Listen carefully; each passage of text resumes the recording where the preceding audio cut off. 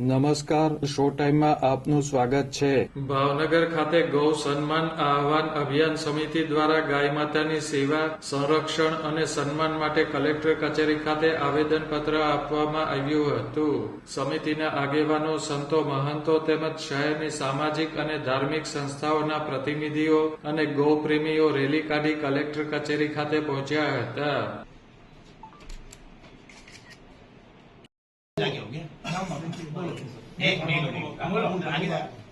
બોલો ગૌ માતા કી। સમિતિના આગેવાનો તેમજ સંતોએ અધિક નિવાસી કલેક્ટરને આવેદનપત્ર આપી ગૌ હત્યા ઉપર પ્રતિબંધ, ગાયને રાષ્ટ્રમાતા જાહેર કરવા, ગાયની સેવા અને સંરક્ષણ માટે કાયદો ઘડવા તેમજ અલગ મંત્રાલય બનાવવા અને ગૌચર તેમજ ગાય આધારિત ખેતી માટે બોર્ડની રચના કરવા અંગે રજૂઆત કરવામાં આવી હતી।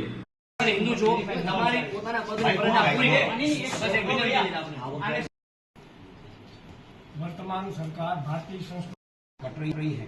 80,000 लगभग गाय रोज भारत में कट रही है।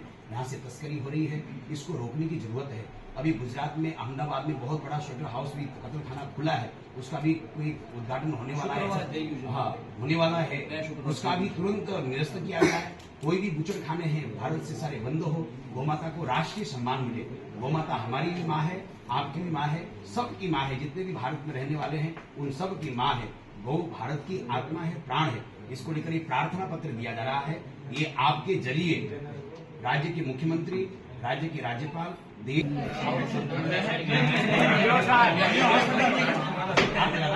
સમિતિ દ્વારા અધિક નિવાસી કલેક્ટરને ગાયની પ્રતિમા પણ ભેટ સ્વરૂપે આપવામાં આવી હતી।